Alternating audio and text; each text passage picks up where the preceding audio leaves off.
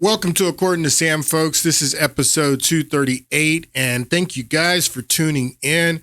Man, it was touch and go there for a moment. I didn't know that I was going to be able to get this podcast done today. I was having technical difficulties with the software that I use. I still don't know if it's going to come out perfect, but I'm just going to go ahead and record the podcast. I hope that everything works out.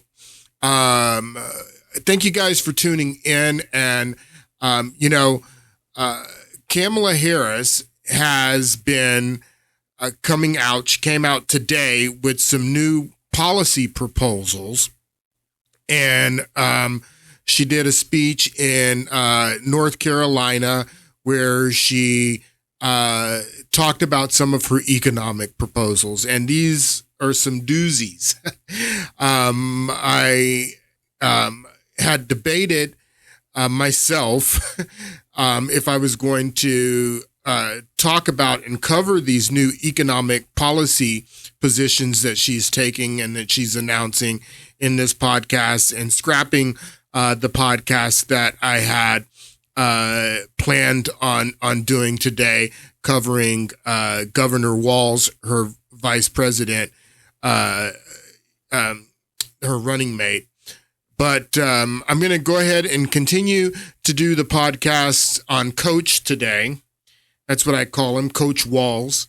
We're going to continue talking about him today. Some of this stuff I have left over from 2 podcasts ago that I wanted to talk about and didn't get to, and some stuff that I'm just learning about this guy. I mean, I have so much stuff on Coach Walz that I'm probably not going to be able to get to everything in this podcast, but I'm going to cover as much as I can in this podcast, and then we'll talk about Kamala Harris's economic proposals that she is making now. They go into their convention next week, so there'll probably be more policy that she talks about and that Democrats talk about in their convention next week. So we'll cover that next week. But let's get into talking about Coach Walz. And before we talk about Coach Walz, I want to first talk about J.D. Vance and Donald Trump's running mate, because the controversies after Donald Trump picked J.D. Vance as his running mate, there were some controversies that ensued after J.D. Vance was announced as Trump's running mate. One of them was the cat lady controversy. J.D. Vance said that our country's being run by a bunch of childless cat ladies, and this was a criticism that he made a few weeks ago. This caused a controversy. The media was harping on this for a long period of time in the first couple of weeks after he was announced as Trump's running mate. J.D. Vance went viral for cat lady comments. So this was one of the controversies around J.D. Vance. Some pictures have surfaced of J.D. Vance in high school, like this one just went viral yesterday. This is J.D. Vance in high school with some girls in the men's restroom pretending like they're using the urinal. He's standing next to them. I mean, if we're going to go back to high school, I guess we got to go digging in Canada, in Montreal, at Kamala Harris's high school, to see if we can find any pictures like this of her having fun in a damning way. I guess this is damning, but they were sharing all of this was being shared. This is the controversies around J.D. Vance, that, he took pictures like this in high school. He was a immature youngster, obviously. This is now, of all the pictures and things that are going around, the controversies around J.D. Vance, this is the one that's the most eye-raising or eyebrow-raising to me, is the CPP T-shirt or CCP T-shirt that he's wearing with the hammer and sickle. But again, this could be a costume party. You see him taking pictures here with guys with New World Order T-shirts. Who knows? This is a costume party, but this is another picture that's going around that is controversial about J.D. Vance. So these are the J.D. Vance controversies. And then, of course, J.D. Vance in a dress. Again, you can see the cups here that he's obviously at another party. At least he's wearing a skirt that goes down below his knees, and he's not twerking in front of kids. But this picture was going around of J.D. Vance dressed as a woman, maybe another costume party, and they're calling him a hypocrite because he's against drag shows where drag queens are twerking in front of kids. So this is supposed to paint him as a hypocrite. So these are all the controversies around J.D. Vance that are going around. The cat lady comments, pictures of him in high school, having fun. I would imagine that going to the Marine Corps and being deployed to a war zone would mature someone. And then, who knows what's going on here in this picture. This, again, looks like a costume party or something like that. But people change. I mean, Barack Obama in 2008 went to Rick Warren's church and said that he believed that marriage was a union between one man and one woman because God is in the mix. That's what Barack Hussein Obama said. God is in the mix. So marriage was a relationship between one man and one woman. And then he evolved on it. He changed. So why can't J.D. Vance change? Why can't he mature after going to the Marine Corps and being deployed to a war zone as J.D. Vance was? And, so he's changed. And another controversy around him, or comments that he made about Trump in 2016, when Trump was running in 2016, and now he's Trump's running mate, comments that he thought Trump, was an authoritarian. Everything that the media was saying about Trump and lying about Trump in 2016. And J.D. Vance admits, he says that I believe the lies that the media told. But he's changed. So these are all the controversies around J.D. Vance. But what about Coach? What about Coach here? What are the controversies? What is the baggage that Coach brings to the Kamala Harris campaign? Well, I believe that Coach was chosen at the last minute. I believe that the Kamala Harris campaign was really looking at picking Josh Shapiro, and at the last minute, they went with this guy. And this guy, like I said in the last podcast, has a lot of baggage. Coach here. I was explaining at the end of the last podcast that he is a DEI hire. Even Leonard the God said that he's a DEI hire. That they picked this guy because of his folksy persona, his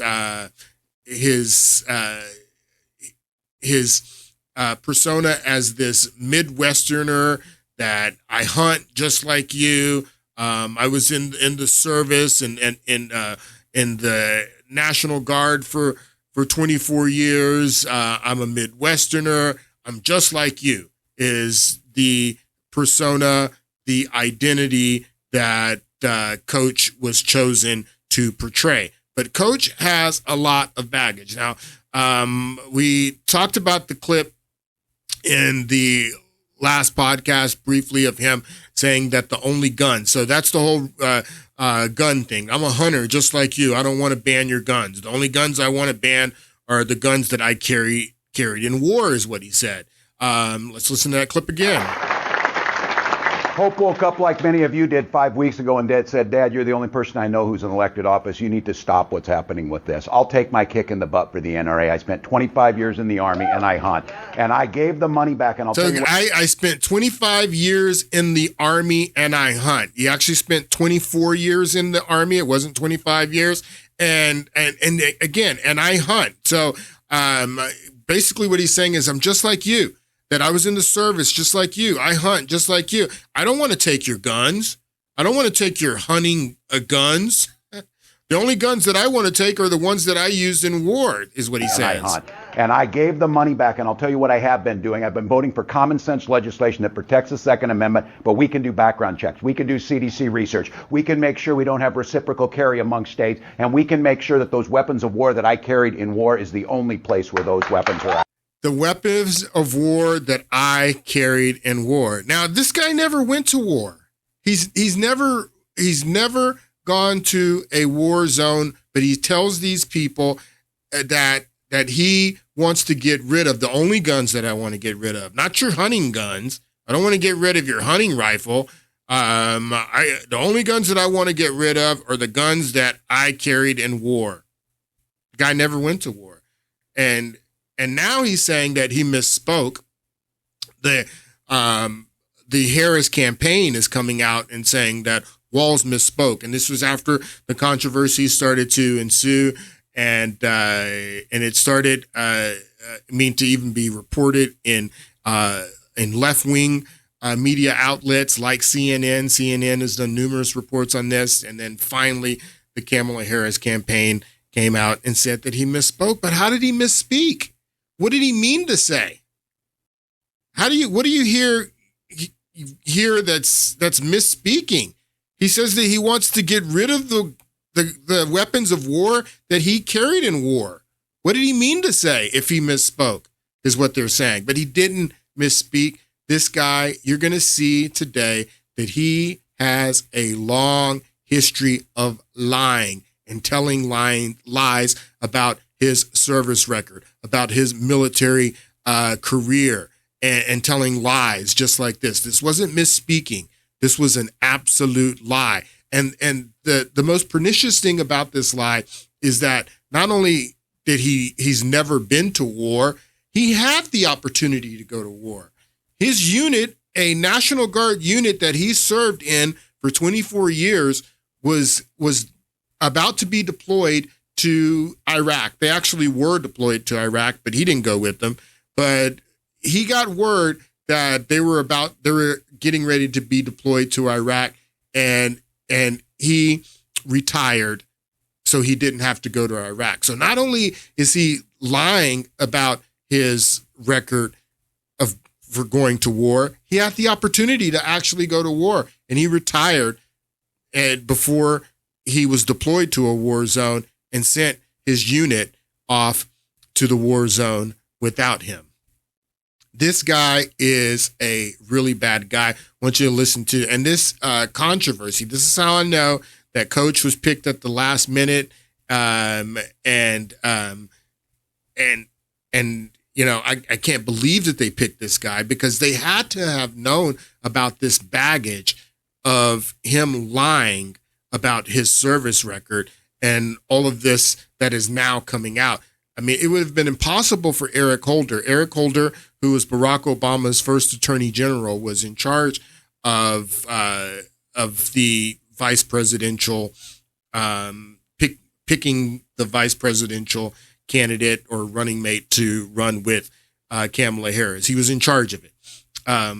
They would have had to have known about all this stuff, because this stuff has been following Coach Walz since before 2018, but it really ramped up in 2018 when the stuff started coming out about him lying about his service record. And that adds even more weight to this. What you need to understand is that the guys that have been, and they're calling this swift voting, like relating it to what happened to John Kerry in the 2004 election when members of John Kerry's unit in Vietnam came out and were making ads about John Kerry and his service and how he came back and he testified against all of these war crimes and everything that he had witnessed in Vietnam. And these servicemen that were in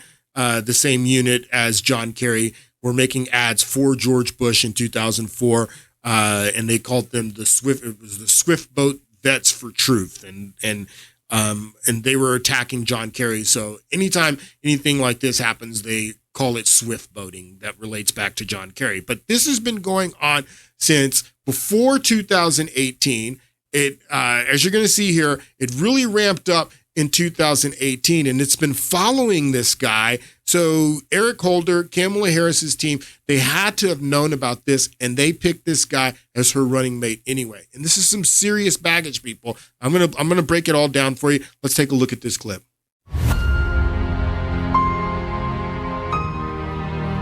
The public needs to know how pathetic his leadership was as a National Guardsman. On a 150-year-old farm in Brewster, Tom Behrens hopes his tell-it-like-it-is style will finally get the attention he believes it deserves in Minnesota's race for governor. In a way, he's back again to wage a public war of words against Tim Walz. So again, this was made in 2018 when Coach Walz was running for governor. Back again to wage a public war of words against Tim Walz. He abandoned us. I mean, what the hell kind of leader does that? I mean, he just, as soon as the shots were fired in Iraq, he turned and ran the other way and hung his hat up and quit. We'll get to Behrens' new message for voters in a moment. But this all starts years earlier when Behrens says Walz's misleading statements about his military service first led him to come forward in the fall of 2018. So you try to get this message out, but Minnesota's largest newspaper checks it out, says it's 100% true, but yet refuses to print. When I hung the phone up, I said, what the hell is this, North Korea? Back in 2005, a warning order went out to the 1st Battalion, 125th Field Artillery to mobilize for a mission to Iraq. At the time, Walz served as the unit's highest non-commissioned officer, but months later, Walz would retire from the Guard, avoid the deployment, and run for Congress. Tom Behrens was next in line for the position and was asked to take his place. So now the media is defending Coach, saying that the actual orders that they received, that his unit received for deployment to Iraq, that those orders came out after Walz had already put the paperwork in to retire. So they're like, how this is what CNN and all the media is saying and defending this guy. Well, how can you say that he retired, to get out of going to Iraq when the orders came after he had put in the paperwork for his retirement? I mean, anybody who has ever been in the military knows that when you get orders for deployment, they don't just come out of nowhere. I mean, and especially commanding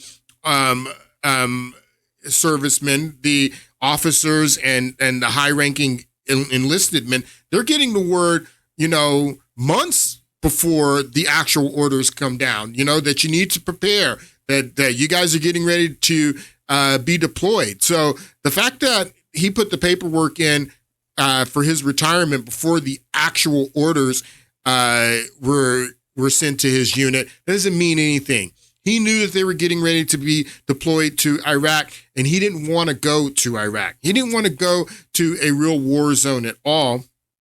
And I don't want to say this, but I think I need to say this, that they call National Guards servicemen and reservists weekend warriors. That's what they call them. I didn't come up with the word weekend warriors, but that's what they call them. I mean,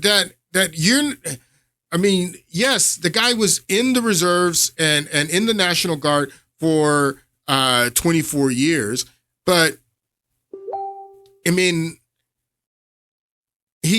to show you, he didn't want to go to a war zone. And he probably didn't agree with the way that the invasion of Iraq happened. I mean, a lot of people did. I don't agree with the way. I don't think that we ever should have gone into Iraq. So he may have had that opinion about the entire invasion, overall, and the way that Bush took us to Iraq, which is completely valid. But he did not want to go to Iraq. And and just because he put in his paperwork to retire before his unit was sent to Iraq doesn't mean anything. That he knew that they were getting ready to go to Iraq, and he did not want to go to Iraq. So he retired. He retired. He had the rank as E9, command sergeant, command master sergeant. What is it? Or sergeant major. Command sergeant major is what it is. So E9, command sergeant major, was what his rank and title was when he was serving, and because he commanded the unit. But when he retired, then he had to take a demotion from E9 to E8 because he wasn't commanding the unit anymore. He sent the unit off to Iraq without him, and someone else had to command him. This guy, take a listen. Battalion 125th Field Artillery to mobilize for a mission to Iraq. At the time, Walz served as the unit's highest non-commissioned officer, but months later, Walz would retire from the Guard, avoid the deployment, and run for Congress. Tom Behrens was next in line for the position and was asked to take his place. I was like, well, for Pete's sake, if this guy quit, and if I say I'm not going to do it, I mean, what the hell kind of leadership is that? If a company would say that we're going to deploy to Iraq or somewhere and you're going to be gone for whatever amount of time, and then the foreman just says, no, I'm not going. I mean, what does that say to the 500 people that work in that factory? Behrens would go on to serve in Iraq on a nearly 2-year deployment as a command sergeant major. All while Walz began using that title as a congressman. Behrens says he first contacted Walz with his... So, understand what's going on here. So, and again, this goes back to 2018, 6 years ago. And there would have been no way for this guy or any of the other members of Walz's unit that are coming out and being critical of him, there would have been no way for them to know that this guy's going to be a vice presidential candidate in 2024. This has nothing to do with the campaign that that Kamala Harris is running right now in 2024. These are accusations that were being made in 2018 when this guy was running for governor. So I think that that's very, very important, and it adds credibility to the story that these guys are telling. So, Coach Walz retires from the National Guard before his unit is deployed in Iraq. Again, he was an E9 command sergeant major, but then when he retired, he took the demotion from E9 command sergeant major to an E8 just sergeant major. But then when he retires, then he goes to run for Congress. And then when he runs for Congress, he runs for Congress and says that he was that he was a retired command sergeant major, which is not true. He had to take the demotion because he retired so he wouldn't go to Iraq with the rest of his unit. He had to take the demotion, but he's still claiming when he's running for Congress, he's using this fake service record, which is fake. If you're saying that you were a command sergeant major and you retired as just a sergeant major, but you're still running for Congress saying that you were a command sergeant major, retired command sergeant major, that's false. That's a lie. And not only is it a lie, he was called on it many times by people in his unit like this guy, and he continued to do it over and over again. Concerns, sending these letters to Washington. They all went unanswered. But then we fast forward to the election in 2018 in Minnesota, and you try at that time to get people's attention with this story and also with what seems to be a very misleading statement that he continued to make about his service. It kind of just sat there. When he was a congressman, he bragged that he was a retired command sergeant major. I'm the highest ranking person ever in the House, and all this lie that he was telling. The state of Minnesota came out after 2018, after this was exposed, and they said, well, he can say that he served as a command sergeant major, but he can't say he's a retired one because he's not. And that's what he was saying. And he was saying that, and there was lots of lots of cards coming in the mail, for him to be elected. He was saying it. He was saying it over and over again, as I'm going to show you. I have tons of receipts to show you over and over again after these guys are calling him on it. After the state is saying, look, you shouldn't be using retired command sergeant major because you were not a retired command sergeant major. You were a retired sergeant major because you retired before your unit went to Iraq, so you could command them in a war zone. So this guy's lying about his war record, saying that he only wants to ban the guns that he carried in war. He never went to war. And then he runs for Congress lying about his rank when he retired, and he retired under the circumstances that his unit was getting ready to go to a war zone, and he retired so he didn't have to go with them. And when his members of his unit are calling him out on it, saying, look, you shouldn't be running on this. You shouldn't be saying that you retired as a command sergeant major. Then he continues to do it over and over again, as I'm going to show you. Right on there, he's a retired command sergeant major, just tooting his own horn, just hanging on the coattails of people that actually are command sergeant majors that went through all the process and put all the time in. A spokesperson for the Minnesota National Guard said Walz wasn't able to retire as a command sergeant major since he failed to complete coursework and requirements related to the rank. Verified documents show the Army corrected his service record. Walz was reduced in rank. This is his service record right here. Look at this. He's reduced from an E9 to an E8. This is his service record. He did not retire as a command sergeant major. He was a sergeant major when he retired. He took that's how bad he wanted to get out of going to Iraq, that he took the reduction in rank. That's how bad he wanted to get out of going to Iraq. So because his rank was reduced from a E8 from an E9 to an E8, he retired as an E8 as a sergeant major, not a command sergeant major. And it's very important to these people, like this gentleman who ended up having to take his place in Iraq and command his unit. This is very important to them. Requirements related to the rank. Verified documents show the Army corrected his service record. Walz was reduced in rank to an E8 Master Sergeant after retirement and his conditional promotion.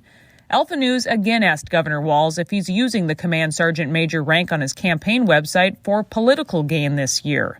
A spokesperson said this has been in the news before and pointed us to a past story where Walz said, quote, normally this type of partisan political attack only comes from one who's never worn a uniform. It's stolen valor is really what it is. I don't know of anybody else that's done what he's done, but we called it the truth about Tim Walz. In 2018, Barron's gave the story the full court press.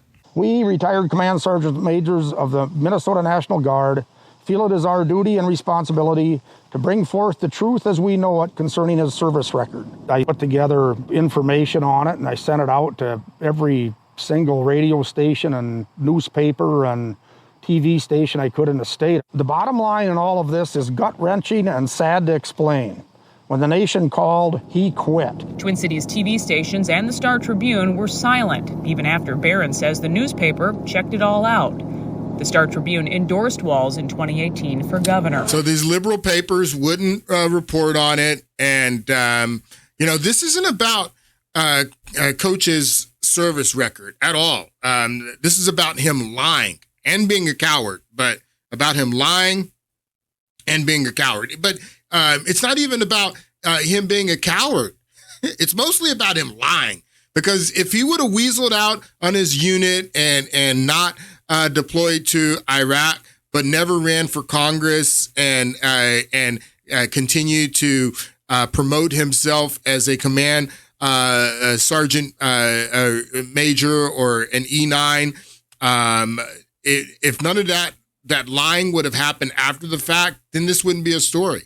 I mean, even if he would have gotten elected to Congress and elected as governor without telling this story about him being a retired command sergeant major, then no one would be talking about this now. So it has nothing to do with his service record and the 24 years that he gave of his life in the National Guard. It has nothing to do with that. This has to do with him lying and being a coward, but mostly about him lying. Now, how do I know that this guy, Coach Walz, didn't want to go to Iraq? Well, this is an article. This was about a year and a half before he put in the paperwork to retire. This is around, so the war in Iraq, the invasion happened in March of 2003. So we are 2 months after the war had started. So the insurgency right here around June 18, this is when the insurgency is just kicking off. So his unit was deployed to Italy, and this is a paper interviewing Coach Walz, amongst other people, talking about his unit's deployment to Italy. And this is a quote from Coach Walz right here in this paper. It says, in the big scheme of deployments, this probably isn't too bad, going to Italy. I thought we might end up in Iraq. This is what Coach Walz is saying here in this paper. In the big scheme of things, this deployment to Italy isn't so bad. I thought we might end up in Iraq. So he doesn't want to go to Iraq. That's the point that I'm making to you, is that he did not want to go to Iraq. So I thought we might end up in Iraq, says Walz, whose rank in the Guard ensures him a salary commensurate with his teaching earnings. So he was a teacher, and he was in the National Guard while he was teaching. So this is what he says, that going to Italy isn't so bad. I thought we might end up in Iraq. He did not want to go to Iraq. And when his unit was being deployed in Iraq, at that period of time, around in 2005, Iraq was an absolute meat market. It was a meat market. I don't blame him for not wanting to go to Iraq.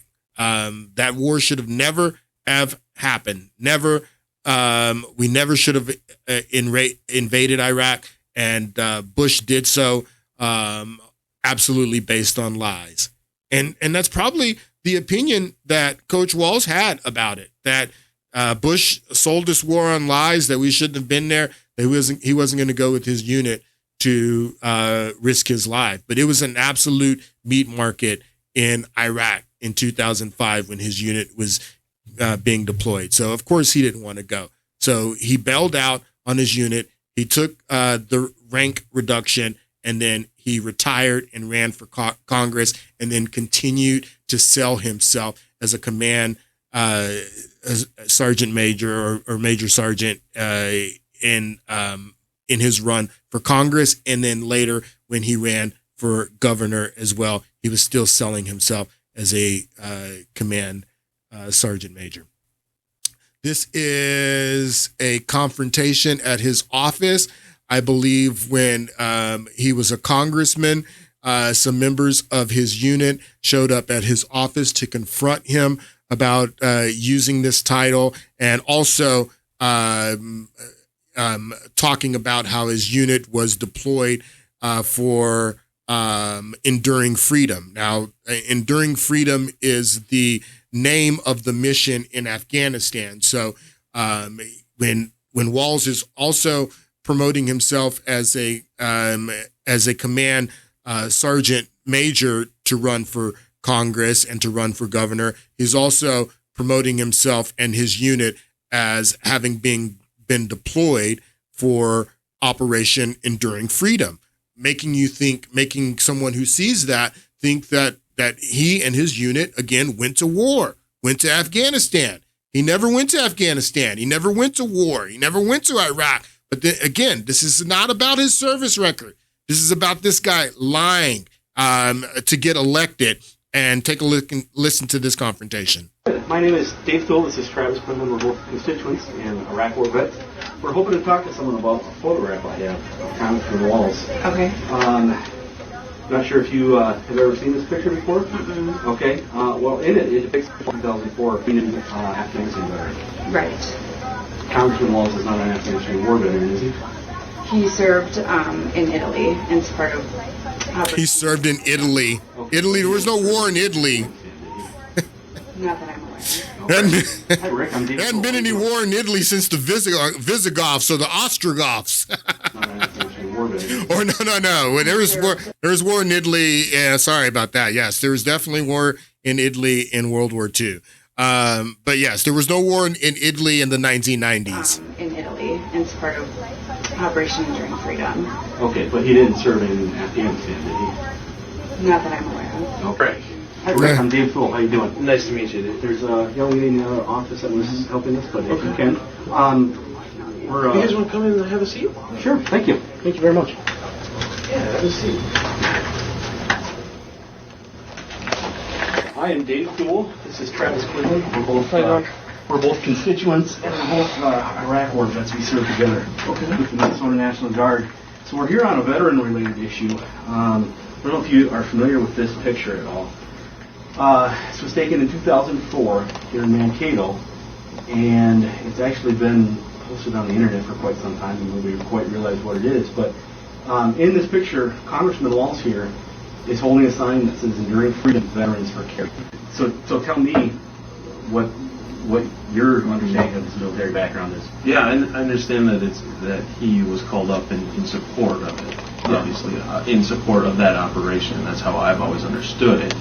And so at the time that he, when he got called up, I guess I've always referred to it as, he was called up and served. So if you can't, so what he's confronting him about is about Coach Walz holding a sign saying veterans of enduring freedom for something. So he's basically holding up a sign making the claim that he was a veteran of enduring freedom. Basically insinuating that he went to Afghanistan because, again, Afghanistan is what enduring freedom is. That's how I've always understood it. And so at the time that he, when he got called up, I guess I've always referred to it as, he was called up and served in support of Operation Enduring Freedom. Okay, so is there any question in your mind what enduring freedom is?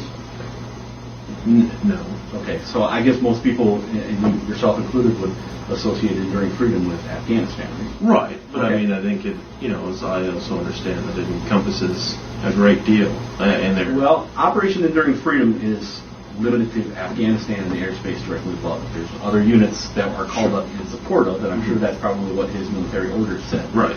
My concern, other than this picture, is that the congressman's website, his official biography, says simply that he was mobilized with his battalion in support of Operation Enduring Freedom. So this is only about this confrontation seems to be only about the enduring freedom lie. And if this was the only, so going back to Coach Walz and the statement that he makes here that he wants to get rid of the guns that he carried in war. He was never in war. And then the Harris campaign says, well, he misspoke. If this was the only incident, then I would be able to buy this. I would be able to say that, okay, maybe this guy misspoke. Maybe he meant something else. But when you start layering on this incident of him misspeaking, saying he wants to ban the guns he went to war, the incident of him running for Congress, saying that he was a command sergeant major or major sergeant, that acting like he got deployed to Afghanistan by saying that he participated in enduring freedom. You add that layer on, like you're 3 layers deep now. We're gonna get even deeper, but when you start adding these things on, then it's more than just misspeaking. This goes to this guy's character. This goes to who this guy is when you start layering on all of these different incidents. Like if we were talking about this guy misrepresenting himself, that he was deployed in Enduring Freedom, and this was the only incident, and there wasn't anything else, then you can say, okay, maybe this was a mistake. But when you compile this with this and, all this other stuff that I'm getting ready to show you, this is not a mistake. This is not him misspeaking. This goes to this guy's character. Take a listen. Background? I spent 24 years in the National Guard, some of that full time. I was an artilleryman. I deployed in support of Operation Enduring Freedom. My battalion provided. I deployed in Operation Enduring Freedom. What does that make you think? That makes you think that he went to Afghanistan, if you know what Enduring Freedom is.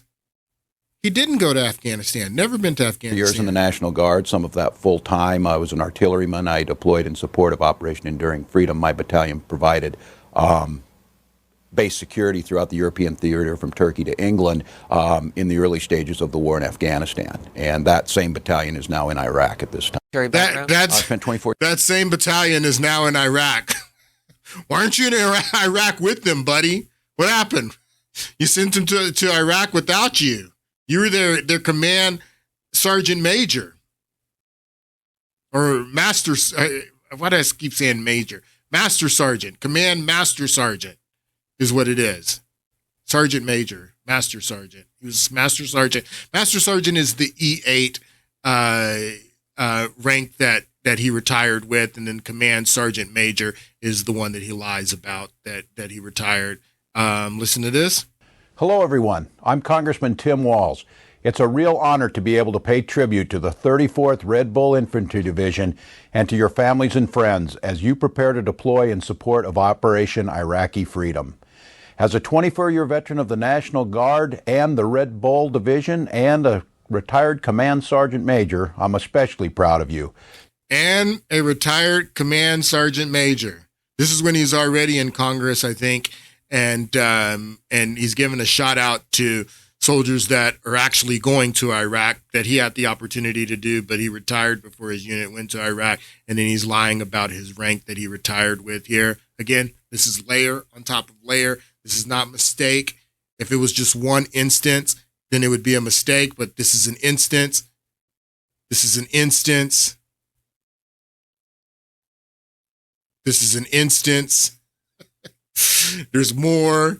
This guy's got more baggage than, this guy, I cannot believe that Kamala Harris and her team picked this guy as her running mate with this baggage.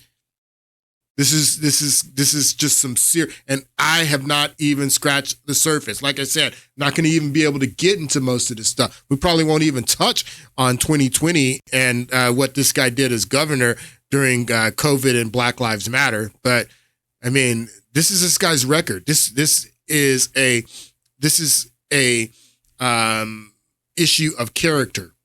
This is an issue of his character. You can talk about J.D. Vance and his high school pictures and stuff like this.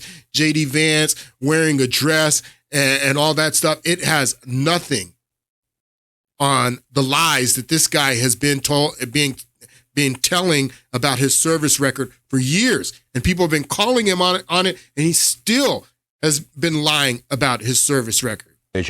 And to your families and friends as you prepare to deploy in support of Operation Iraqi Freedom. As a 24-year veteran of the National Guard and the Red Bull Division and a retired command sergeant major, I'm especially proud of you. You are continuing a long and great tradition of service by the citizen soldiers of the 34th. Yeah, so you weren't a retired command sergeant major. That's a lie. You continue to lie. There's another instance, okay? Again, this is another one. How can this be a mistake? How can he be misspeaking if he's doing it over and over again? And he's not only doing it over and over again, he's doing it over and over again after veterans are coming to his office and complaining about it. After veterans are writing letters to him and saying, look, you shouldn't be doing this. After veterans are saying, look, this is stolen valor. He continues to do it over and over again.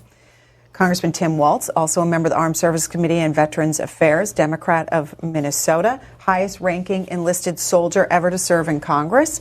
enlisted in the Army National Guard at 17 and retired 24 years later as Command Sergeant Major and served with Retired as Command Sergeant Major.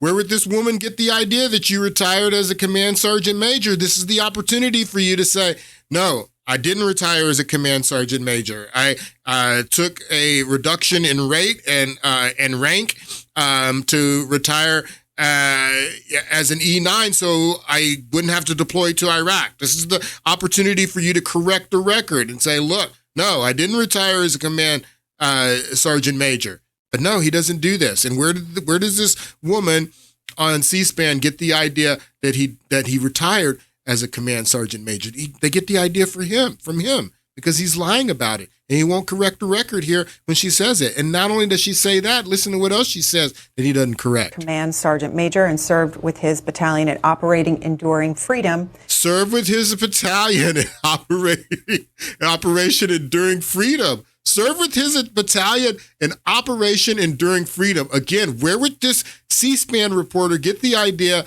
that you retired as a Command Sergeant Major and that you deployed with Operation Enduring Freedom? Neither one of those things are true.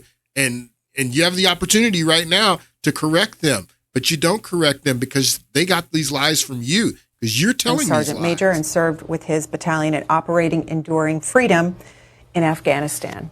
And I read that because I want to preface our discussion with your military. So this guy has been lying over and over again. This is a tweet that he put out. Date on this tweet, 7/18/18. As a retired Command Sergeant Major. You were not a retired Command Sergeant Major. So again, this is not a mistake. This is not misspeaking. This is over and over again. This guy telling these lies after being called out on them. This is a congressional challenge coin that you design yourself as a member of Congress. He designed this one, and he put this rank here. This is Command Sergeant Major. He put it on his challenge coin, his congressional challenge coin. This is a lie. He's been telling the lie over and over again. Over and over again. This is an ad that was put out highlighting all of this. That I don't know which PAC this is that it's running this, but this isn't coming from the Trump campaign, but this is coming from a PAC that's attacking him. Take a look at this ad. Tim Walz wants to be a heartbeat away from Commander-in-Chief, but Tim Walz has lied about his military record for years. He's used the rank that he never achieved in order to advance his political career. Walz lied repeatedly about his rank. Retired Command Sergeant Major. Retired Command Sergeant Major. Command Sergeant Major. Retired Command Sergeant Major. Walz lied about being in combat. Can make sure that those weapons of war that I carried in war, Walz dodged deployment by retiring when he knew his National Guard unit was going to Iraq. Everybody knew they were going to train and go to Iraq. The warning order basically stated it, and 2 months later after he knew it, that's when he retired. Walz disparaged Minnesota National Guard soldiers. Mayor said, I request the National Guard. We're going to have massively trained troops. No, you're going to have 19-year-olds who are cooks. That same Minnesota National Guard that he disparaged, unlike Walz, served heroically in Iraq and Afghanistan. Tim Walz is not fit to be anywhere near the office of Commander-in-Chief. Tim Walz is guilty of stolen valor. He abandoned us. I mean, what the hell kind of leader does that? Wow. Swift boating. They call it swift boating. But, I mean, it's the truth. It's the truth. Now, this story, this will probably be the last story on Walz that we'll talk about today. I really want to get into this guy's record as governor during Black Lives Matter and COVID and what this guy did in Minnesota. I don't know that we'll pick this up next week, but we'll cover it. We got time to cover Tim Walz's record. Coach Walz. We got time to cover Coach Walz's record as governor before November. Plenty of time, and I'm going to get into it and talk about that. But this story, this is a huge story.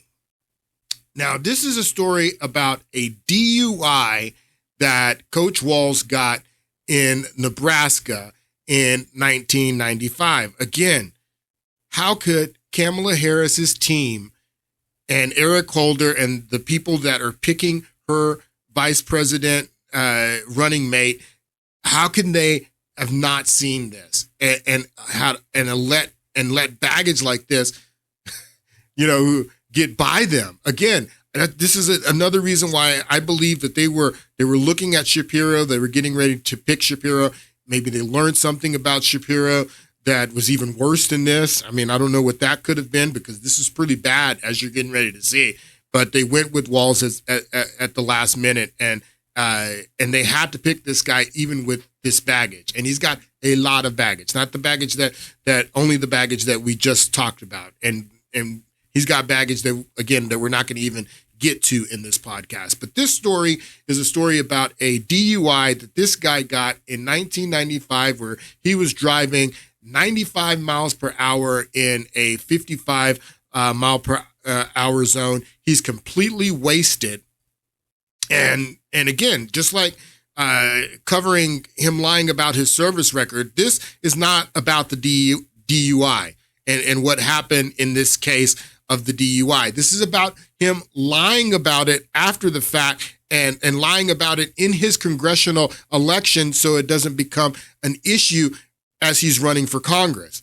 So he's running for Congress. He's not only lying about his military record as he's running for Congress, he's lying about the facts in this DUI case. I want you to listen to Michael Schmierkowicz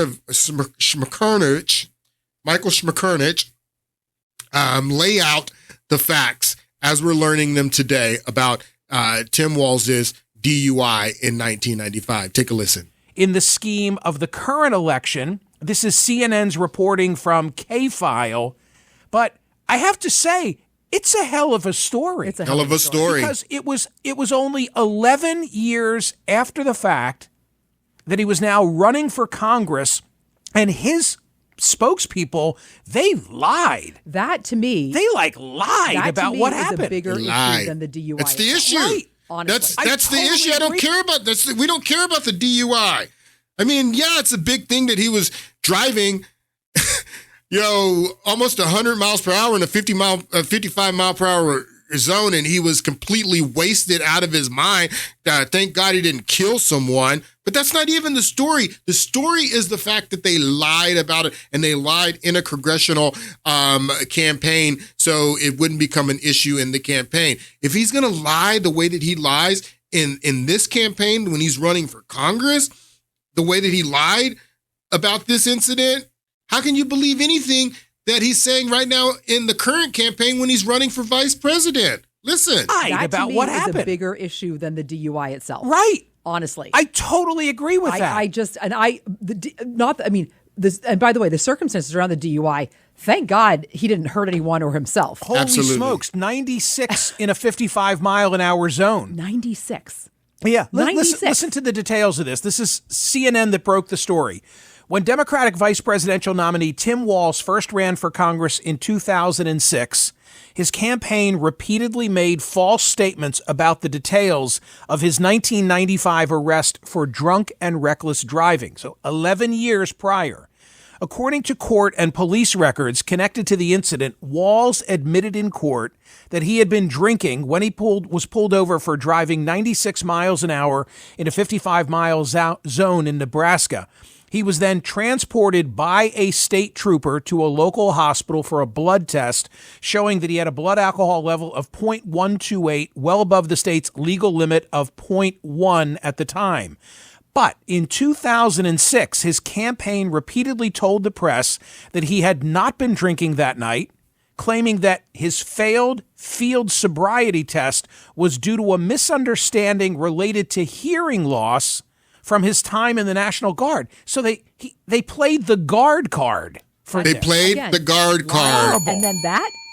If Tim Walz This simply... is worse than all of this. If Tim Walz said what W said, Right. which is, I'm embarrassed about it, I had too much, I drank too much at the time. So he's using his service record again to lie about this incident where he was wasted, driving double the speed limit, and he's running for Congress, and his team lies, and he lies and tells voters that no, I wasn't drunk, I wasn't drinking. The reason that I failed the sobriety test on the road is because of this hearing loss issue that I have serving the country as a member of the National Guard. Wow. You said, right. Which is, I'm embarrassed about it. I had too much. I drank too much at the time. Right. Didn't want my kids to know, but I did it. Right. To be like, okay, shouldn't have done that. None of us should do that. Awful. Learn the campaign also claimed that Walz was allowed to drive himself to jail that night. Another lie. None of that is true. A CNN K-File review of statements made by the Walz campaign at the time reveals numerous discrepancies between how the campaign described the events and the facts of what actually took place. The DUI charge was dropped for a reason. It wasn't true. Walz, then campaign communications director, told local news in 2006. This is what they said, quote, "Listen. The trooper had him drive to the station and then leave on his own after being at the station. Tim feels bad about speeding, and he's paid the ticket and apologized to his family at the time that it happened. In fact, reports CNN, the incident's police report clearly states that Walz was transported by police to a local hospital for blood alcohol testing after being arrested. And this week, Nebraska State Police confirmed to CNN that Walz was taken by a state trooper to jail." Wow. So there's more to it, and apparently what brings this to light is that how's this guy different from George Santos, who got elected to Congress making up all this stuff about himself? I mean, how's this guy different? Complete lie. This is a lie that he told to get elected to Congress. He's lying to voters, lying to his constituents so they will vote for him so he can go to Congress. I mean, I can't believe that Kamala Harris picked this guy. I mean, I'm just blown away. Taken by a state trooper to jail. So there's more to it, and apparently what brings this to light is that the Daily Beast this week published an interview with the state trooper who arrested Walz. He disputed claims that Walz had not been drinking and noted that sobriety test had nothing to do. The sobriety had nothing to do with hearing. How can you? Wow. One of the thoughts that went through my head was, like, in this day and age, you're not going to get away with anything. You're just not going to get away with anything. So you might as well just tell the truth. Was it different when they lied about it? Did they think that they were really going to get away? In 2006? The whole thing is crazy. And to me, I didn't like it. I didn't like it. I just have to say I don't like it either. Like I don't like it either, and I have to say because is it a pattern. Because it's a pattern. It's a pattern. It's a pattern. It's a pattern. It's a pattern. It's a pattern. It shows this guy's character. I don't like it. I just have to say I don't like it either. Like it. I don't like it either, and I have to say because is it a pattern. Because with the service and with him, sort of stretching the truth a little bit there. What's going on? I want to just add this value and tell you. This is a congressional campaign. Congressional campaigns are not big operations. The number of paid staff on a congressional campaign in that era was probably 2. So did someone just make a call that was wrong? Well, no, what I'm telling you is he can't, there's no distance between Walz and the spokesperson. Oh, so no, it came from him. I was thinking it was some yip-yo who was not. No, you just said it was a pattern. You just said it was a pattern. You understand it's a pattern. That no, it didn't just come from a staffer. It came from him. He's been telling the lies all these years. He's a liar. He's a dishonest person.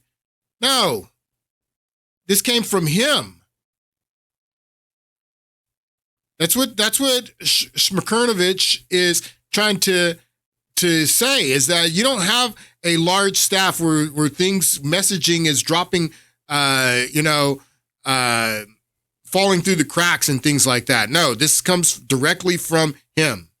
There's no distance between Walz and the spokesperson. Oh, so no, I was thinking the opposite. I was thinking it was some yip-yo who was not qualified to make the right call and made the wrong call. No, I'm telling you, by extension, you can blame, in my opinion, you can blame Tim Walz for a blatant series of lies about this episode. That's terrible. What did the Harris campaign know?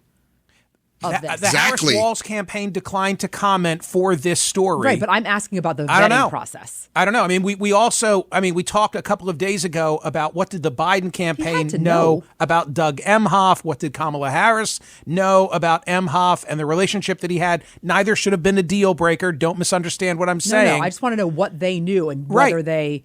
Yeah. Honestly, I swear with this vetting stuff, they should just say, I chose Tim Walz as my VP candidate. And let me tell you, here are the 17 things that I have issues with, but we're okay with that. We just want you to know, here they are. He lied about this. He lied about that. He lied about this. He did this. He did that. And now we're good done. Well, I want to say one more thing about it. Come out every day. Earlier in the week, Glenn Kessler was my guest. He, the Washington Post fact checker. Yes. And we went through the different claims, the different allegations about Walz and military service. And I heard everything that Glenn had to say, took a lot of calls from individuals who have served their country. Where I came out, he spoke sloppily, the whole command sergeant business. He should have spoken with more precision. But in the end, I didn't think it was a big liability for Tim Walz. When I hear now that his campaign tried to say, no, it wasn't booze, it was a hearing issue related to his National Guard service, I don't like it. I think it's unseemly. It's like, hey, he serves his country. They played the guard card. Smirkovich. Smirkovich is how you say his name. Smirkovich. They played the guard card, is what he says. They played the guard card.